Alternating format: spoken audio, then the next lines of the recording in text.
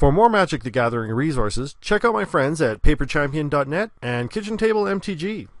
Hey everybody, this is Tao at The Forge, and today I just wanted to go through a recap of this Fraying Sanity Mill deck that I've been playing for the last week.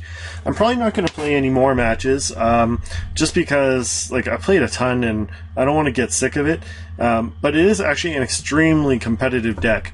Now, you may notice that there's been a few changes here. That the only change I really made was to take out the Jace's Phantasm for Inquisition of Kozilek here. I'm not sure how I feel about it. I still like the Phantasms. And you would have noticed that there's a couple of matches where I won just by beating down with Phantasm, whereas I don't think Inquisition has really helped me win matches entirely. Overall, though, as you can see in the matches, this deck is extremely competitive. It's very good. I should mention, in Sideboard, I made a few changes. I put Echoing Truth. That's your only real way of getting rid of a Leyline of Sanctity is to hold up an Echoing Truth, and then when they play it again, try and negate it, or something like that. So that's a possibility. I believe this is just target non-land permanent. Yeah. So there's a way of getting rid of a Leyline. I found that was maybe a little bit better than a Laboratory Maniac, and maybe this should be a 3 of instead of a 2 of. The rest is pretty much the same. Okay, anyways, getting back to it, overall, it's really competitive. I beat a lot of different types of decks. Now, there was about maybe 5 or 6 matches where I played and the recordings got messed up, and I did have some losses there. Every other match I played, that got recorded was a win. But I'd say the win ratio of this deck is over 80% from what I played. The ones that I lost against was Death Shadow Aggro and Merfolk, mainly because Merfolk was able to play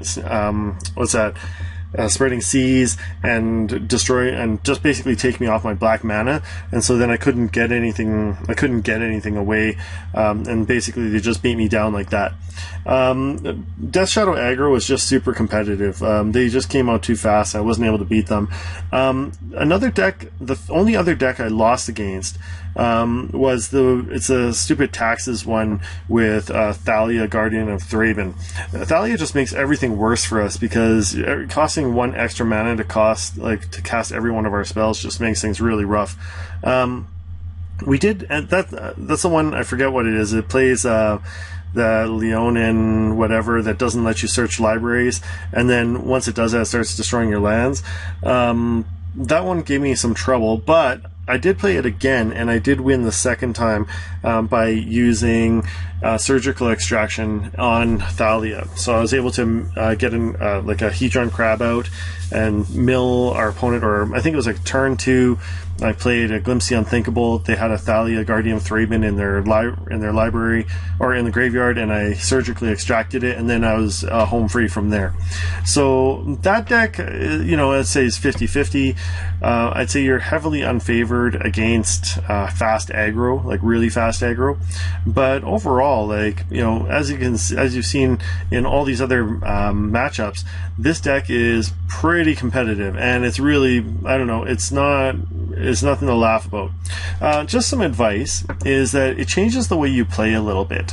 Normally, let's say for instance you had a turn 2 Glimpse The Unthinkable and turn 3 Fraying Sanity, you might actually want to consider playing Fraying Sanity first and then glimpsing on turn 4.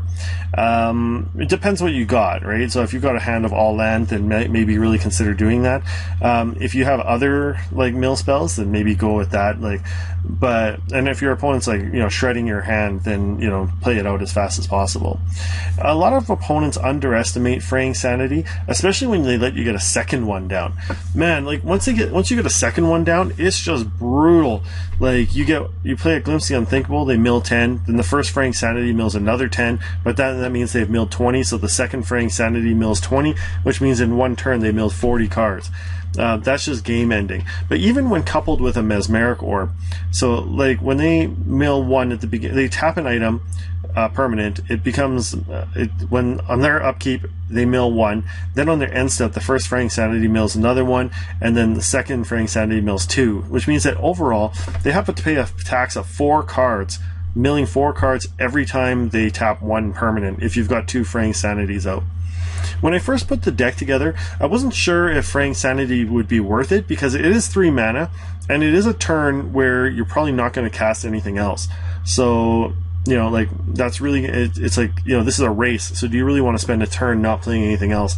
And the answer to that is yes, you do, right? It just makes everything so much better. And, like even something like Mind Funeral, where you know, let's say, I think one match I got like 12 cards off Mind Funeral or something like that, and then, you know, Fraying Sanity does another 12. That's huge. You're getting such value on it. So yeah, you skip one turn, but then after every turn after that, all your mill cards are like double spells, right? So totally worth it. All right. So anyways, one thing some people noted is I was testing things around, and I put a Leyline of the Void instead of Ravenous Trap, and my thoughts were that, you know, like, hey, you know, like, why don't I just go straight to exiling these cards instead of having them in the graveyard? Well, don't do that. The people that have seen that match, and you should go and see it, it's awful. I still ended up winning that match, but it was terrible. Leyline of the Void just wrecks this deck, so don't play it at all.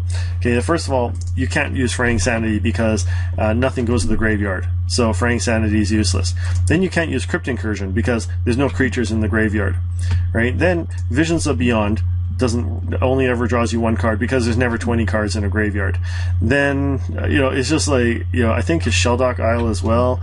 Oh, that's only if a library, so you can still use Shelldock Isle, but, you know, basically everything is just really bad, like with Leyline of the Void, so don't use it. Or if you do, then you got to get rid of Visions of Beyond, Crypt Incursion, and Fraying Sanity, in which case you're building your own deck. Right, so anyways, that's my opinion.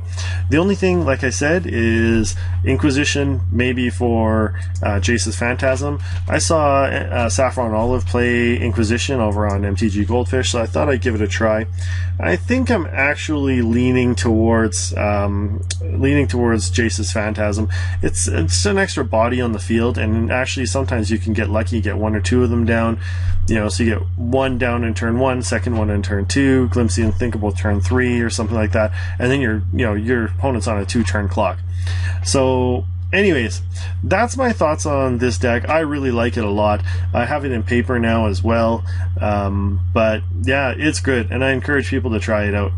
Anyways, that's it for now. If you have any comments or suggestions for the deck, please throw them into the comment section. If you have liked these, remember to like and subscribe. And hey, if you want to see more mill, let me know, right? Otherwise, I'm going to be maybe looking at some other decks.